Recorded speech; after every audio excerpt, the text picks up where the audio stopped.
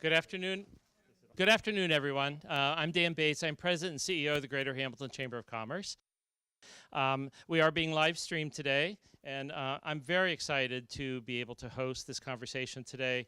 You know, I'm a big believer in transportation. I'm a huge believer in Amtrak, and what you don't know about me, maybe, is I moved here from the East Coast. I have spent years of my life on Amtrak, so I'm a firm believer in Amtrak, traveling back and forth between Philadelphia and New York daily to go to work. And then once I took this role, we moved here. I traveled back and forth every 3 weeks from Philadelphia to here for 4.5 years. So I'm a firm believer in Amtrak, and we're thrilled to be able to have this conversation. I want to thank Councilman Michael Ryan for bringing us in on this conversation. He's really taking the lead on this project for Hamilton, and you're in for a treat. So, Michael, I'm turning it over to you. Thank you, Dan. Thank you to the Chamber for getting all this together. This is fantastic. We've been really wanting to get Derek James down here from Chicago and Amtrak into Hamilton to get everybody excited about what we've been working on for the last 4 years or so. So I'm going to briefly just go through a couple of slides of why we're doing this, why it's going to benefit the business community in Hamilton, and how the business community can get involved to make this dream become a reality. But before I begin, thank you, Mayor Moeller, Councilman Lauer, and Councilwoman Vaughn for joining us today. And I will tell you, I am surrounded by a great group of people on council that believe in this vision because they believe in Hamilton. So I just want to thank them for their support in moving forward. So, Amtrak expansion plans. As you know, the federal government has awarded grant funding to study 4 routes in the state.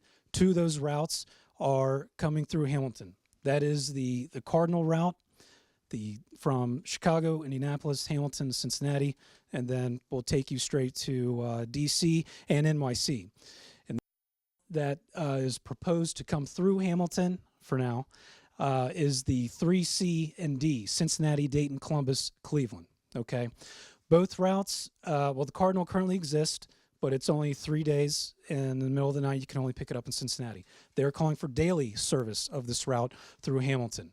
The 3C and D does not exist right now. They are proposing to build this, okay? And that will be service potentially 3 times a day that could be coming through Hamilton, okay? So, all right. So why is this important to Hamilton? We'll provide travel and tourism options for our residents and business community. We'll bring people and visitors who will stay in our hotels, shop in our stores, and we'll eat in our restaurants. This will open our city up to the Midwest, the East Coast, and every major city in the state.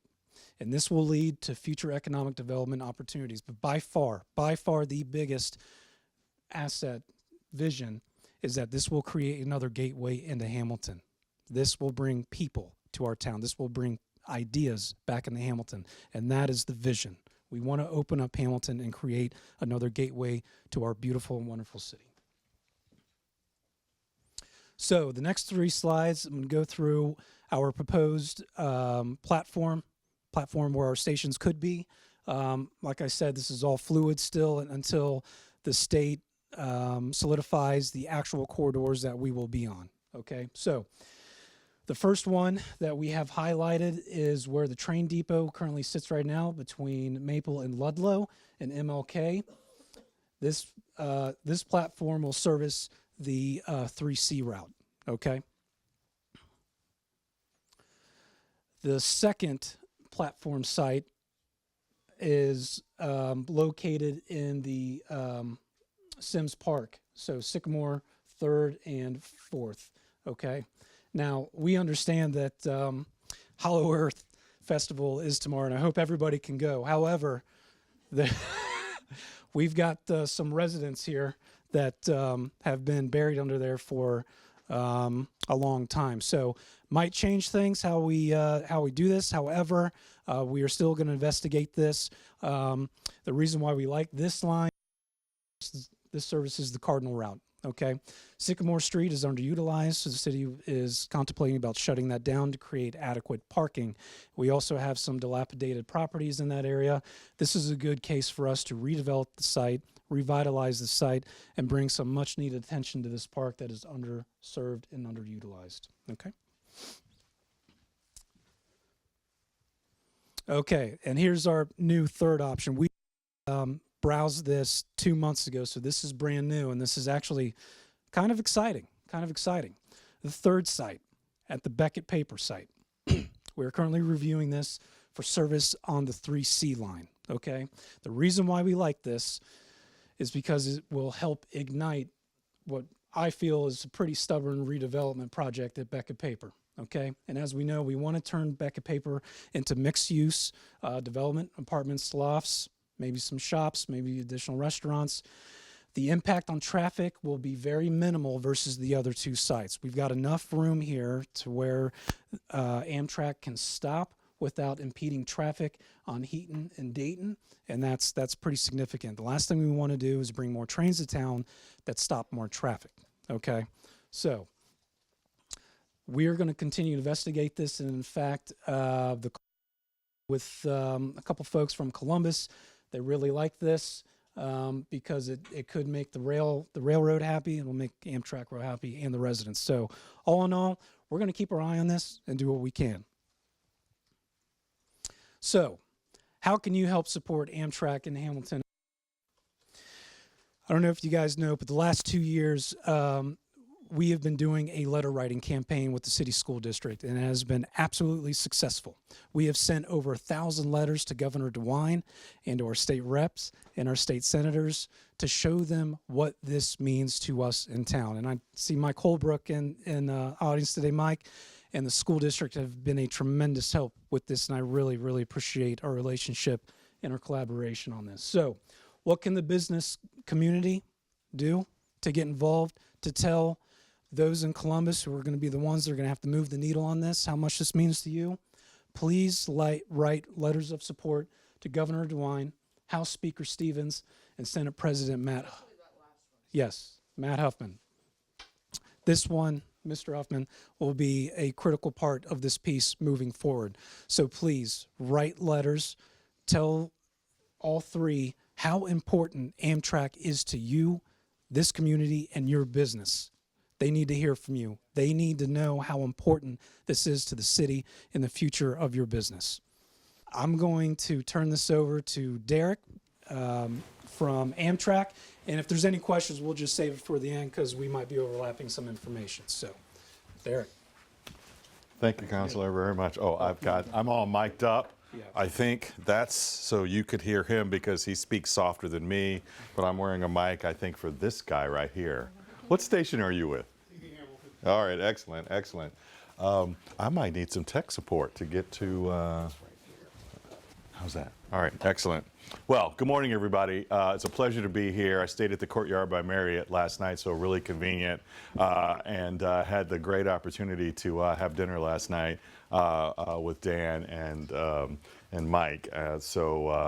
Another introduction. I've been to Hamilton a few times as we've talked about this project over the years, and I'm certainly glad to keep sharing the information with those who are interested about what our vision is for passenger rail in America, in Ohio, and specifically for Hamilton.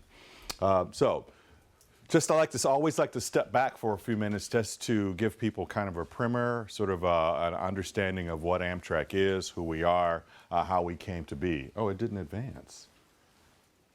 Am I doing the... There's always going to be... You guys, please forgive me.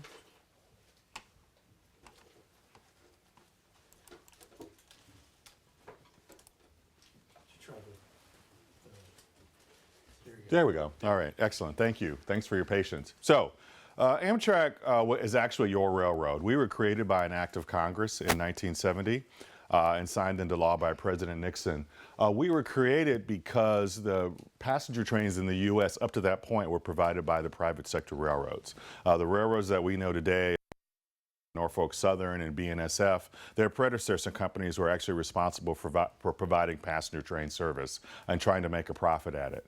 As technology changed, as we as a nation invested in faster highways and the aviation industry, enough of that traffic dropped off that the private sector felt that this was not a profitable business for them anymore. They petitioned to discontinue the trains. Back then, the government had to give you permission to actually discontinue passenger train service, and that didn't always happen fast enough, and we actually saw some railroad bankruptcies, partly from losses from passenger trains. So Congress and the Nixon administration stepped in. There was a desire among the public to keep passenger train service, not to just let it go away. So the compromise was creating a quasi-public entity. Our board is appointed by the President of the U.S., and then we receive funding from Congress to create this entity to actually run the passenger trains in the U.S. and to try and put the system back together, use modern technology and advance it and make it better. So that happened in 1970. We have stayed pretty static in terms of the route network that was established at that date until starting in the early 2000s. Right now we have about 40 routes that we operate in the nation. We've got a 21,000-mile route system that serves more than 500 stations in 46 states. And prior to the pandemic in 2019, we broke our all-time ridership record. I mentioned the early 2000s. Americans have really started to turn to travel by rail again, especially in locations and states where we have partnerships to actually improve the service. Most folks in the sort of the lower Midwest, the South, and the West think of Amtrak as being this long-distance overnight train operator. A misnomer. Sure, the long-distance trains are really important, especially to the rural communities that we serve, but Amtrak, the majority of our customers are on what we call corridor-style services, which are multi-frequency services connecting cities of maybe 200, 300, 400 miles apart, where there are multiple trains throughout the day. That's really where our volume is, and that's where the growth is going to be in passenger rail. Let's see if this works. So, recent history for us, you can see our trends have been positive. You can see the dip there for the pandemic. I mentioned in 2019 we carried more passengers than we ever carried in history. We broke 32 million customers. Well, we are on track to break that record this year. Our ridership has come roaring back. The public has responded to the improvements that we've been making around the network, and our revenue is growing. Prior to the pandemic, we were close to breaking even. We were at 99% cost recovery ratio. And for those of you who are involved in transit, that has to be mind-boggling. We are on track to meet that goal again within the next few years. Business travel has not come back as quickly as leisure travel has, and it's the business travelers that pay the highest fare. We are at about 88% cost recovery right now in the system. We are happy with the accomplishments that we've made, the things that we have done to actually improve service to bring folks back. We've put all the trains back. I mentioned, and we're close to moving beyond that record that we broke in 2019 of 32 million people. We carried 28 million people last year. We've investing our revenue in rebuilding the system, fixing up stations. I indicated that we're hiring folks. We actually let go of a lot of people during the pandemic.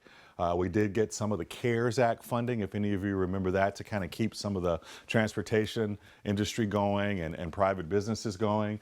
We did receive some of that, but near the end of 2020, Congress said you need to take care of this yourself. So we had to let go of a lot of people. So we're in the process of bringing on a lot of new people. We've hired 4,800 new folks last year. Some of our challenges, though, as I mentioned, business travel hasn't come back fully. So our revenue is not where we want it to be. It's still increasing.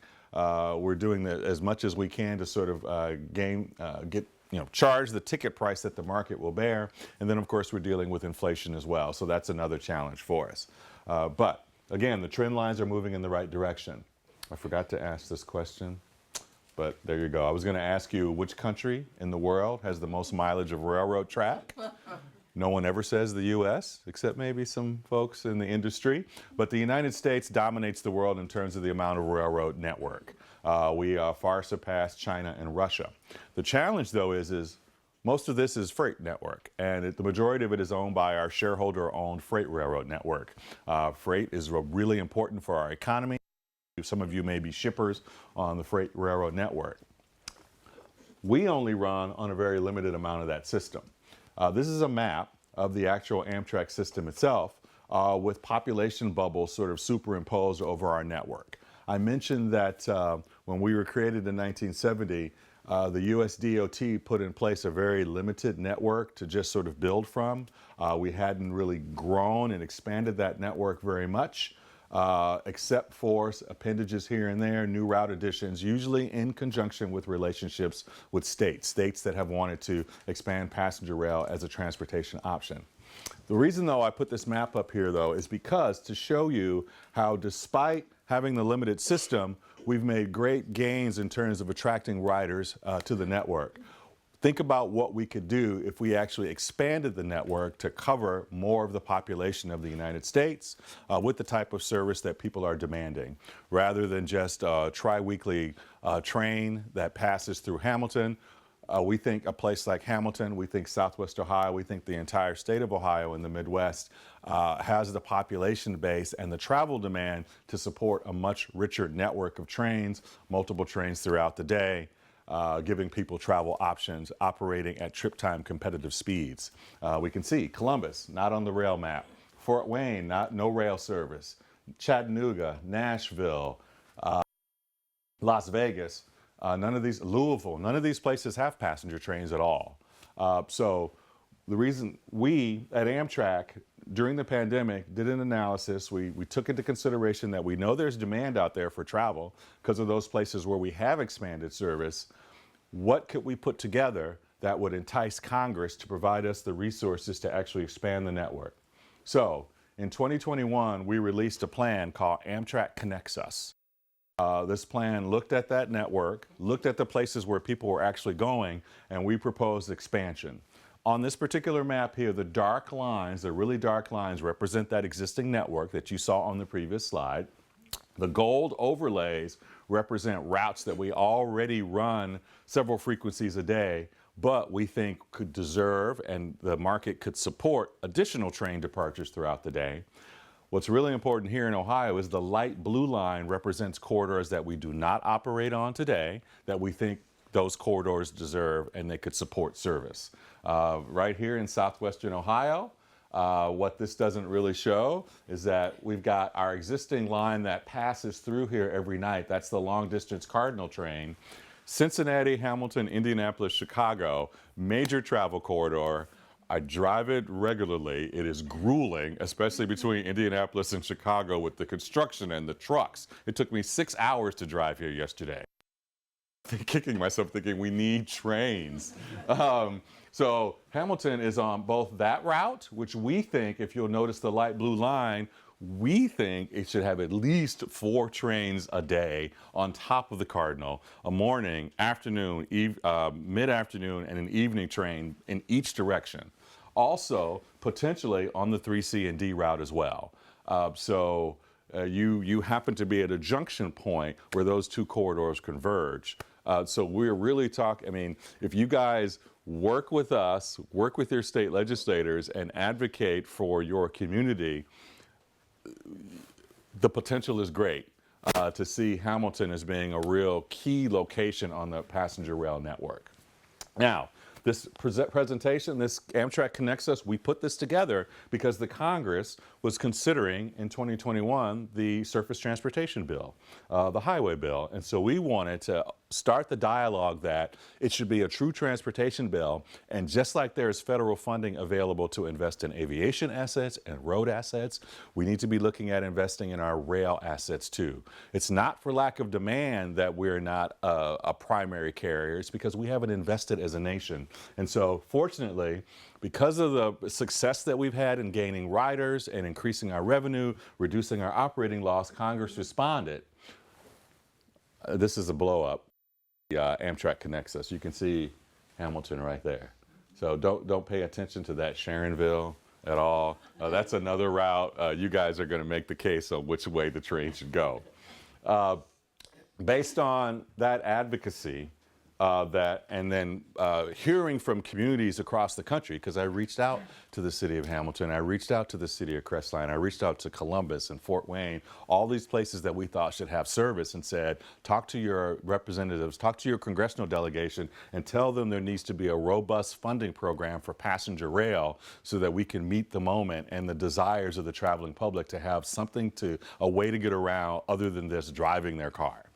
They responded, and the bipartisan infrastructure law passed with $66 billion in it for rail programs. That is more money than we've seen invested in passenger rail for the last 50 years of our existence. What this program does is it sets up a number of grants. Some of the money comes directly to us at Amtrak to fix some of our assets, but a lot of the money is going to go to what are called competitive grant programs through the Federal Railroad Administration that interested states and sub-state entities can apply for to invest in and improve passenger rail service. So the reason that we're speaking today with you today and that I'm having conversations with your legislators up in Columbus is to make sure that the state of Ohio takes advantage of these grant programs and uses those dollars that are primarily 80-20 federal-state match to actually invest in passenger rail. Again, grants that were not available before. The states that we have worked with up to this point have invested mostly their money in passenger rail. Now, this is a game changer, and so you can get more bang for your buck for your investment. Some of the things that we want to do with passenger rail, like I said, some of the money is going to go to us. We're purchasing new trains, tunnels, fixing up a lot of stations. But again, what's really key here is that you guys make the case with your elected leaders. Some of the reasons that we think why the Congress and elected leaders are receptive is because they see the role that passenger rail plays, not just in transportation, but also in economic development. I've got some examples that I'll show you on how important it is. I make the comparison that having a quality rail station in your downtown with quality passenger train service is like putting an interchange right in the heart of your business district, but without bringing all the cars. Trains deliver people. Quality train service, everybody rides it, business travelers, students, folks who are visiting family and friends. There's a reason that your downtowns exist, just because you've had train service here. I think you guys had the B&O and the Pennsylvanian were here, but of course, that services went away. In many of our communities, they're not as thriving as yours. As I drove around Hamilton, I'm just really impressed with all the work that you guys have done. It's a beautiful community. I was in the Rossville section yesterday. I ran over to a pizza place last night, and just delightful. So you guys have a good firm base. We invest domestically. The dollars that come to us from Congress and from our revenue, we regularly spend somewhere around $3 to $4 billion on just investing in the system, which has a multiplier effect that ripples its way through the economy. Again, we've got employees, hundreds of millions of dollars in wages. And again, most of that investment is domestically sourced. Especially for our hard goods, there are requirements that we buy American. Again, the benefits of passenger rail, less stress, trip time savings when we can have trains that run fast, reducing emissions. It's safer for our customers to be on a train. Many folks in my region make decisions on where their kids are going to go to college partly based upon the quality of train service. Many of our college towns in Wisconsin, Michigan, and Illinois are on Amtrak routes. So lots of benefits. Again, land development, driving that development to compact areas around the train stations. Again, other states have been taking advantage of these programs and previous programs. We've been seeing a lot of expansion. We've been adding trains left and right, especially with New York State, with Virginia, with Vermont, with the state of Washington, with North Carolina, and I'm working on the inaugural for a new train. We hope to be starting in a couple of months between Chicago and the Twin Cities, and then we're going to be starting new service between Mobile and New Orleans. So we want to add 3C and D to that list of new train services. I talked about the investments that the feds are making, and part of it was to set up what's called the Corridor ID program, that program where the states would tap into dollars to implement new routes. Ohio did apply. They applied for 2 routes, the 3C and D route between Cincinnati and Cleveland, and then a route that we had suggested between Detroit and Cleveland. And then the cities of Columbus and Lima and Fort Wayne submitted an application together for a route they would like to see between connecting Pittsburgh, Columbus, Lima, Fort Wayne, and Chicago. You can see them on the map here as the dotted lines representing frequent corridors that do not exist. All in all, Uncle Sam picked about 69 routes that they would like to see advance based upon applications from the states. States did not participate. Iowa did not submit an application. New Mexico didn't submit an application. Alaska did.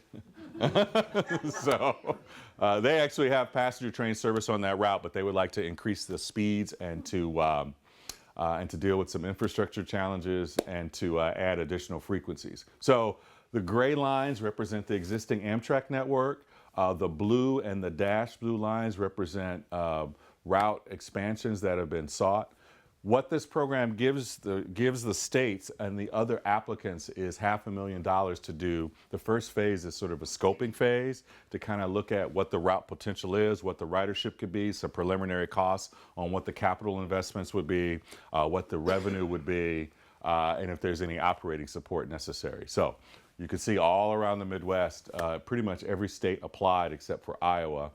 Pennsylvania, again, they've got an existing route from New York City to Pittsburgh, as well as high frequency service from Philadelphia to Harrisburg. They've already worked out a deal with Norfolk Southern. They're going to be doubling the frequencies between Philadelphia and Pittsburgh on that corridor. So we're excited. Our team, we've staffed up the network development department to support the states and the applicants to kind of advance this project.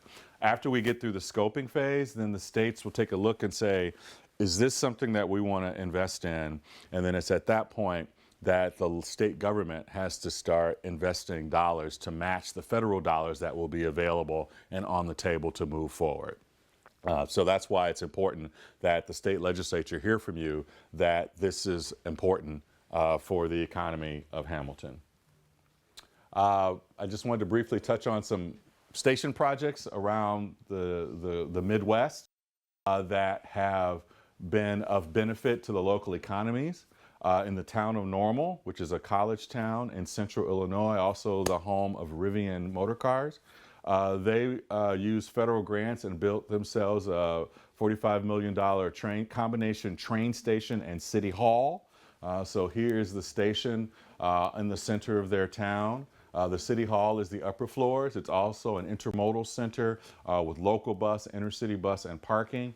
Here are the train tracks right here with 2 new platforms. That has created like $250 million in private sector investment. Several hotels have gone up. They redid their Uptown Circle. This is a water feature that actually takes the runoff and infiltrates it back into the ground. They have a trail system there. So, you know, these developers will tell you, and these office developers will tell you that part of the reason that they did this is because of the investment in rail. And it's not just the station. The state of Illinois has invested in turning this corridor into a 110-mile-per-hour corridor. Normal, Illinois has 10 trains a day. And it's on the route that connects Chicago, the state capital at Springfield, and St. Louis. And I would be lying if I didn't tell you, it doesn't hurt that legislators ride those trains all the time to get to and from Springfield. You get off the train in the Capitol, and the Capitol building is 3 blocks away. They just walk. Here's another example. This is a much smaller town. This is Little Herman, Missouri. That's the Missouri River. It's a German village that specializes in sausage and winery and wines. I think they have a population of about 2,500 people. Yet that little train station that the town built with raising local funds sees 23,000 passengers. We have a program, we send the tourism director every week what the ridership is expected to be, because they have a little trolley bus system that tells them how many buses to have meet the trains that come through so they can take people to all the wineries and the B&Bs. On the weekends, I mean, they'll have 100 people get off each train, and this trains a day. This is on the St. Louis to Kansas City route that the state of Missouri actually provides operating support for. A couple years ago, they thought, why are we subsidizing these trains? And they tried to cut it. All the towns along the route rose up and said, no, you're not. You don't understand how important this access is to our local economies. At Sedalia, Missouri, that's where the state fair is. Jefferson City, obviously, is the state capital. Washington, Missouri, Independence, Lee Summit, all these small towns, they actually have a coalition of the towns that meet together regularly to market themselves to each other to entice passengers. Last year, they had a Missouri Day at Chicago Union Station, where I work. Our station sees about 300,000 customers a day. So they rented out the Great Hall so they could sort of pitch coming to Missouri by train to all those residents up there. They also work with the state to extend one of the trains so that one of the trains that serves Herman every day actually originates in Chicago. So Chicagoans can get down to their community. People ask me, will people really ride? And it's really about the service. This is some analysis that we did to show sort of the amount of traffic that is running along the different, people who are moving by car between the different corridors. Of course, 3C and D in terms of daily traffic is pretty high, but then Chicago, Indianapolis, Cincinnati, the other route that passes through here is high as well. So that's why we identified those corridors. I know you guys are doing some stuff with your stations. You're not the only community. These are some examples of what some other communities have done to upgrade their train stations. From everything from upgrading historic architecture to building things new. So I've been to a lot of really great ribbon cuttings over the last 10 years or so, and it really does excite the community. It drives more people to the train station, and it makes your community a more attractive place. So. Keep moving forward with your vision. So this is, many of you know, the most beautiful train station in America is Cincinnati. We're about to start an ADA project there. Now, if I can just get this thing to run. 2023 was a banner year for Amtrak. We served more than 28 million customers nationwide. On the Northeast Corridor, ridership is booming and exceeding pre-pandemic levels since early summer. And multiple state-supported services also set ridership records. Thanks to ongoing support from Congress and the administration, we're making historic investments that will launch new and expanded services, advance safety and reliability improvements, improve accessibility, drive economic development, and enhance the customer experience around the country. Our state-of-the-art fleet is taking shape. We ramped up production of our new Amtrak Aero trains, began the process to replace our long-distance overnight rail cars, and advanced work to introduce new high-speed Acela trains. Transformation of the Northeast Corridor continues with major infrastructure projects underway. Customers between New Jersey and New York can view this work firsthand as they pass by the new Portal North Bridge, where construction is now 36% complete in partnership with New Jersey Transit. President Biden also joined us to celebrate milestones for transformative projects like the Frederick Douglass Tunnel and the Hudson Tunnel Project, a critical piece of the Gateway program. Around the country, we upgraded several stations where customers begin and end their Amtrak journey. We completed more than $114 million of work to make our stations more accessible, advanced major redevelopment projects in Baltimore and Philadelphia, and progressed designs for future upgrades in Chicago, New York, and Washington, D.C. None of this would be possible without our dedicated employees. This year, we welcome 4,800 new hires who will help us continue to rebuild our infrastructure, improve existing service, and serve more customers. That includes members of Amtrak's new Office of Community Engagement and Outreach, who over the past year spoke with thousands of people around the country and volunteered in communities we currently serve, as well as those we plan to connect with in the future. As 2024 approaches, we look forward to building on this progress as we deliver a new era of passenger rail in America. We'll see you on board.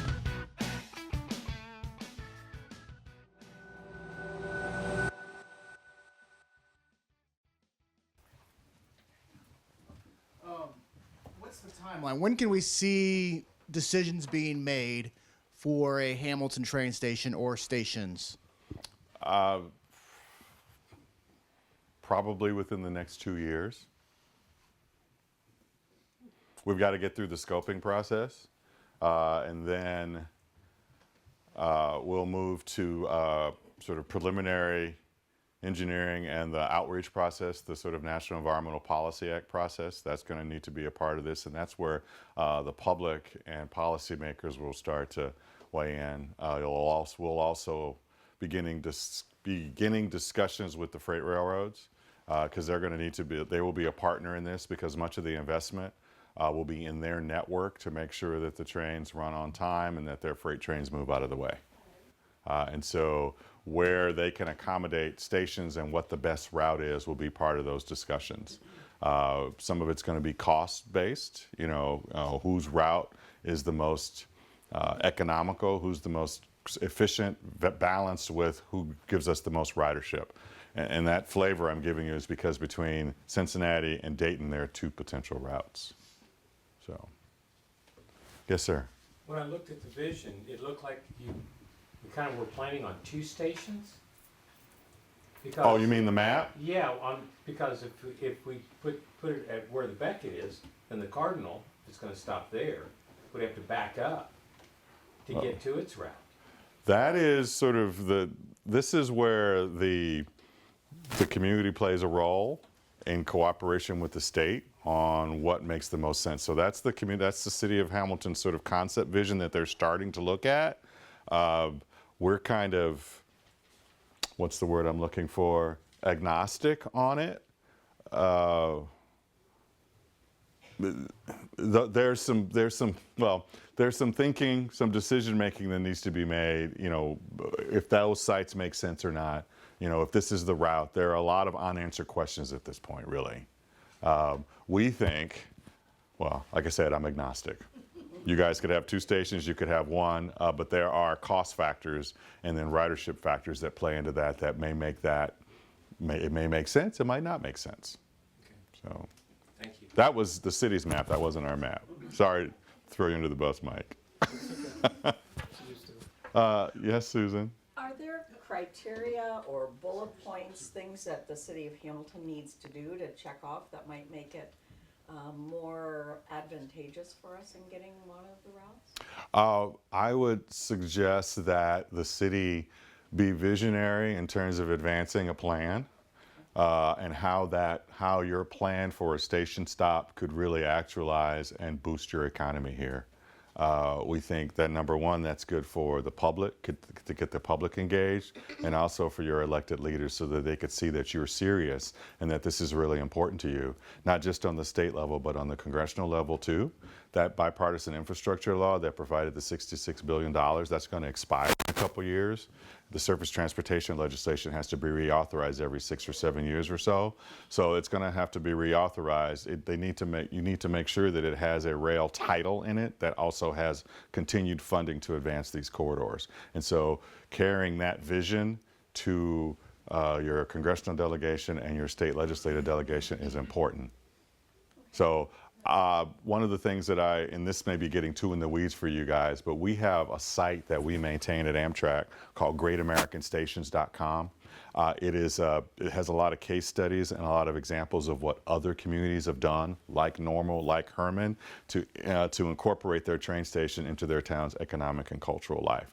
That's a great tool for you guys to use to sort of help put together that vision on what a good train station looks like. A good train station has lots of things that people can walk to: hotels, a restaurant, residential. It could be a way to, in this era of folks not going into the office every day, what we're seeing is that our smaller communities that have great quality of life, people can live there and then go to the big city a couple times a week if they've got good train service. Great, thank you so much. So, yes, Commissioner. Thank you. Okay, thank you. I think I'm going to ask this one to our state representative, Sarah Crothers. Early on, they gave us the names and contact information for the governor and Senate president. Why would we be contacting them? That was my question. Basically to rally for it, sorry. to rally for it, to say how much it's important. However, though those people are important, I was just looking this up as a matter of fact, though those people are terribly important, I have to admit to you that I'm very concerned when this is going to hit the legislature. Though that's important, I would also be reaching out to the representatives around this area, such as Cindy Abrams, who is in Harrison, because it will affect them also. Obviously, if she wants to go to Columbus, and she does weekly or daily, it will affect her. She can park right here in Hamilton and have a much easier time loading her luggage for that week or whatever, and getting on a train and doing work on a train and getting off in Columbus. So I would reach out to all of the representatives around this area and the senators. I would reach out to George Lang. I would reach out to Steve Wilson. There are people, you know, that will use this for sure in the legislature. And when that was shown, actually, Huffman is leaving to come to the House. We're right in the middle of the turn, so I would go for Rob McCauley, who is going to be the next Senate president. I would send out a lot of letters. There is a app that I was going to suggest, and I can't remember the name of it. We're going to look it up. What I think it's like CivicClick or something, where it is a form letter and it can be sent out to what is that called? Sent out to everybody. You get tired of seeing them, but you do pay attention to the volume of them, to be honest. And I think if we do that and we send it out to all of the elected officials around that area, it will make an impact. And the kids sending letters, by the way, I know that's hard, but I think that's terribly important. It does make an impact. And the parents. My next question to you is about the Sharonville competition. And I don't know if that is to you. How will that be decided at the state level?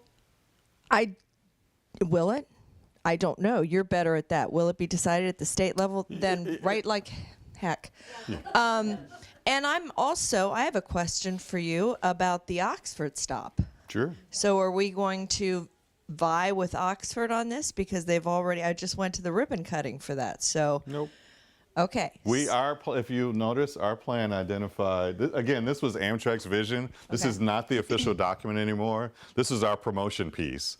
Job well done. Yeah, we identify Oxford and Hamilton. So we think it makes sense at both communities. It does, especially for the students.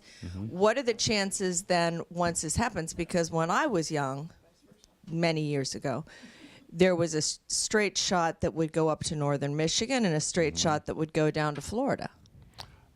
There was no request or application for those corridors. The feds have set this up so that the states are taking the lead, and we're sort of the advisor and the operator. Now, I will tell you this. Correction, the city of Louisville made an application for 2 routes. They applied, in discussions with Indiana DOT, they applied for a route from Louisville to Indianapolis in full knowledge that the state of Indiana applied for Chicago to Indianapolis. So they're going to be working together, and we're going to be working with them for moving and advancing this corridor. The Louisville also applied for a route from Louisville to Cincinnati. Now that was not chosen, but that doesn't mean, again, the importance is reauthorizing the legislation so that there's money going forward for future applications. You can see to Indianapolis was chosen, Louisville to Cincinnati was not. Well, then let's throw that to Zach Bohannon to get federal dollars coming up. Zach? I will also say, an addendum to your point about reaching out, I think looking at your map of Ohio, what I have found in states that have robust programs that are widely supported across both aisles and among the public, the program is perceived as being one that benefits the entire state, so it's non-controversial. Pennsylvania is an example. New York is an example. Wisconsin's getting there. Ally yourself with the other chambers that potentially could get service too, and speak as one voice. Look for opportunities where the various chambers in Columbus and Steubenville and Lima and Crestline and Delaware and Springfield, blah, blah, blah, blah, Elyria, Sandusky, all get together and say, we think this is good for our state going forward. And that, I think, the elected leaders will be receptive to that. Yes, sir. Thank you. Thanks, Sarah. I think I know most of you. If you don't know me, I'm Zach Bohannon, Butler County Field Representative for Congressman Davidson's office for the 8th District. So yes, if you have feedback to offer our office, we're happy to have conversations. Spoke with Dan earlier, and we'd love to have a conversation with the congressman and update him on these plans. Anything that's a clear federal nexus, something that we perk up at, obviously, and if there's funds available that regions are competing for, if they've already been voted on, they've already been allocated potentially, then we'll certainly fight for them for our area. That's what we would like. So we're open to discussions with any of you, and we've been in discussions with the city and other cities around the area about things like transportation, railroads, and whatnot. So we're happy to continue those conversations whenever and however. Just want to be a resource to you. I'm just curious on, and I know it's very early in the thing, but what is the number of riders that would be, like you were talking about the 3C route? But I love the idea, morning, afternoon, and evening. But what's a break-even number, or just like how much use? I mean, I assume, if 5 people are riding it, it's not going to be worth doing. Oh, absolutely not. I think for the 3C and D corridor, we were looking somewhere in the neighborhood of 500,000 to 750,000 riders a year initially on the route. And again, to be frank, it's not all over the world. Passenger train operations require some taxpayer support. The question is, what's the value proposition? Is that support justified for the benefits that you're getting from a public policy perspective in terms of economic activity, in terms of travel safety? Because I don't think any of these bridges over the Miami River make a profit. But we have deemed that it makes sense to invest in those because it's good for our communities overall. Gotcha. So the decision that other states make, and we have 18 states that partner with us on providing service, they feel that, and again, it is our job as the operator to drive as much revenue from the passengers as possible. As the service gets better, the operating ratio gets better. The route from Chicago to Milwaukee, just prior to the pandemic, it had broken even. Then, of course, the pandemic dropped off, but we're building back to that. We've got services on the east in Virginia that covered greater than their operating costs. The key is investing in the service at the outset such that it is a quality service, and that'll drive ridership, and that will drive revenue to reduce the taxpayer support. It doesn't always totally reduce the taxpayer support, but it reduces it to a level where the value proposition is there for the policymakers. Yeah, we're spending some money on this, but our return on investment is all these other things. So that's a conversation that the legislators should rightly have, because this is your money, and you guys should inform that on what that value, help them understand what that value is. No, that was very helpful. Thank you. Thank you, Derek. Joshua Smith. Can you tell everyone where you went to college? Yeah, I was going to say, Joshua, why are you University of Iowa? Oh, there we go. There's so few of you in the state of Ohio, but Caitlin Clark. But anyway. That's right. I took my Iowa flag down off my house, sadly, the other day. So back to the comment, I appreciate the fact that you have to remain agnostic through this, because obviously you have a lot of different areas and a lot of different entities that are looking for this type of infrastructure improvement. But back to the value proposition, that is something that I've thought a lot about with respect to Hamilton asking for both a north-south and the east-west line. How do you quantify so when I think about economic impact, I think about direct, indirect, and induced economic impact. Is that calculated or attempted to be calculated just so you have a baseline when you're making these decisions? The what the state, it depends on how those are factored in. Is state specific and what the state and its leaders consider is important. Like for us, when we looked at it and we came up with our analysis, all of it, it was all about how much demand we would get and what that picture would look like for us. From a community's perspective, you're looking at sort of those ancillary benefits as well to make a determination. And again, different states look at it differently. I mean, states that are a little bit more fiscally tight will probably be more likely to sort of lean into the ongoing operating costs for the service. What's the upfront capital cost for the service? Because again, one of the factors that's going to go into deciding which route to use where there are competing railroads is the railroads are going to ask for investment in their network to accommodate these passenger trains. Which one can we get the most value out of? The reason I was asking the question, I was thinking from more from the direct impact of the direct economic impact is, I mean, I heard a lot of talk about, well, we need to reach out to politicians. Where my brain goes, why are we not reaching out to the businesses as an example? So you have a GE in Westchester, or you have an 80 acres in Hamilton. Right. How are we putting them, and they can say, hey, if we have this service, this is how it impacts us, and we start building that economic impact case based on actual data coming from the companies that would hopefully be using this service. When I lived in Milwaukee, I mean, I was on the Hiawatha line all the time to Chicago for all my meetings just because it was so much easier, to and from that way. And how did you economically quantify that, though? And this is just an example question.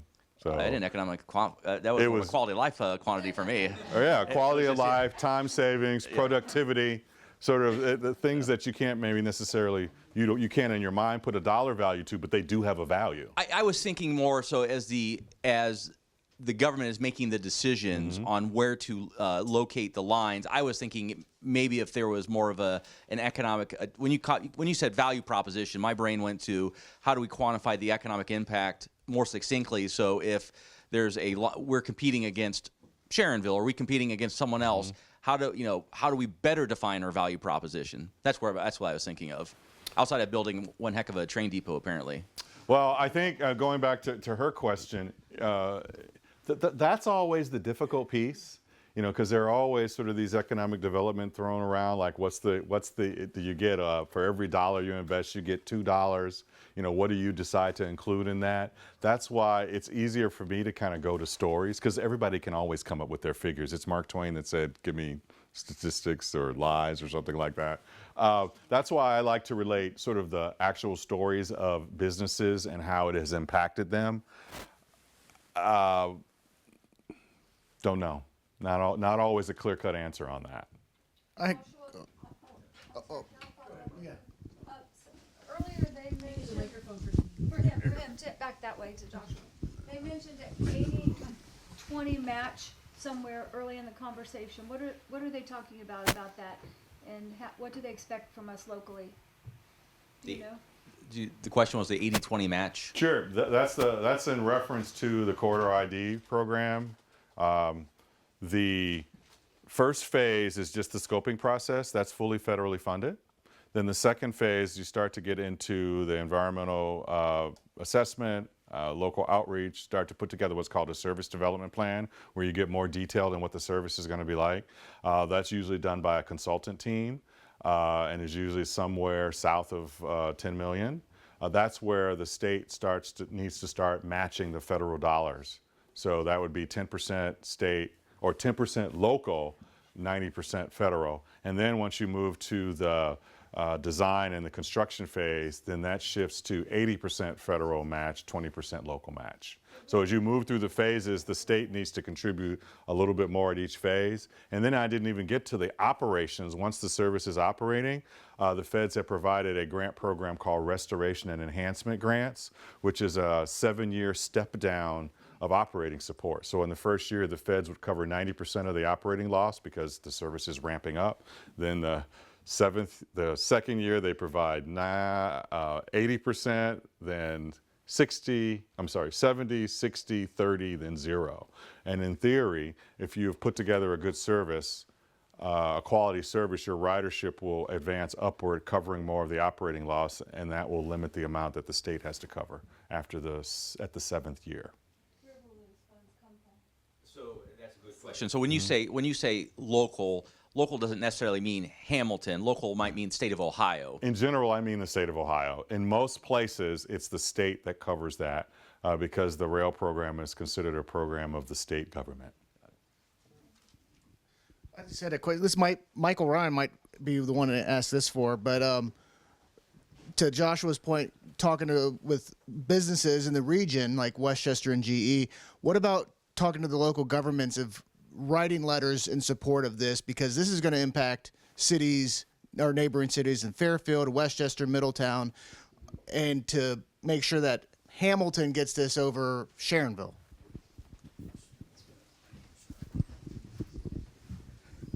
So that's a great question, and that's something we're going to be talking about next week. We got a path forward.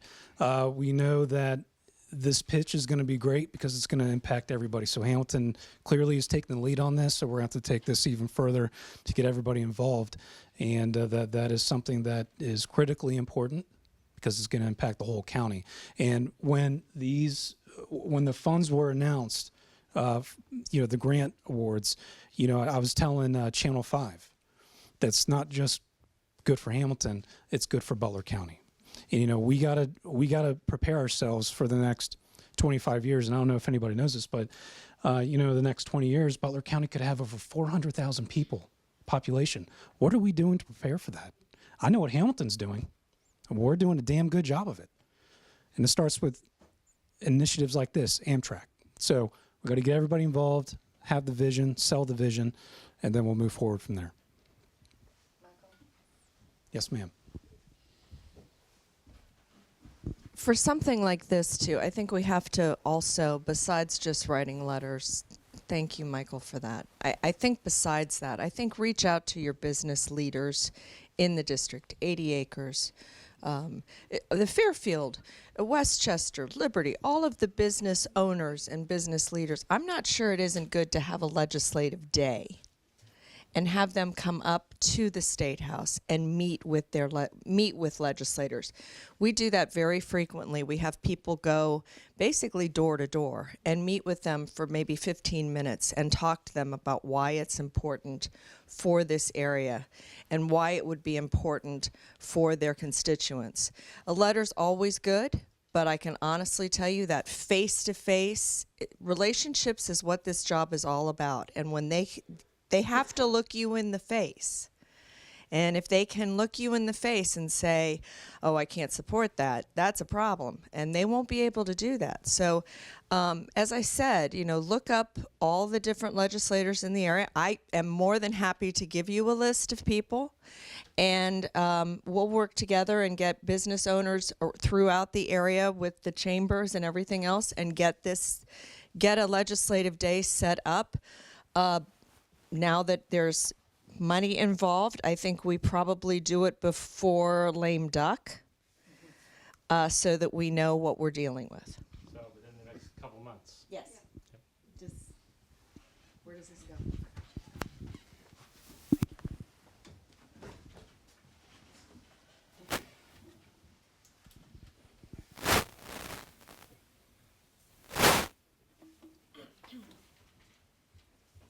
Well, I'm not leaving right away.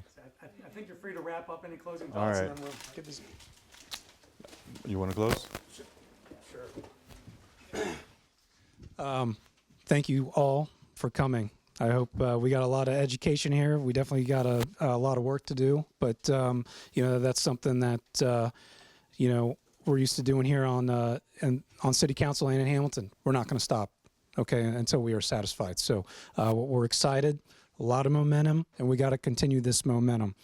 Thank you to Sarah. Thank you to Cindy. It's going to take all of us, and I think we've reached that point, and this is why we had to have this today with the business community. Okay, so I think we won. I think we have one hell of an argument here, and I'm excited. Thank you to Dan and the chamber.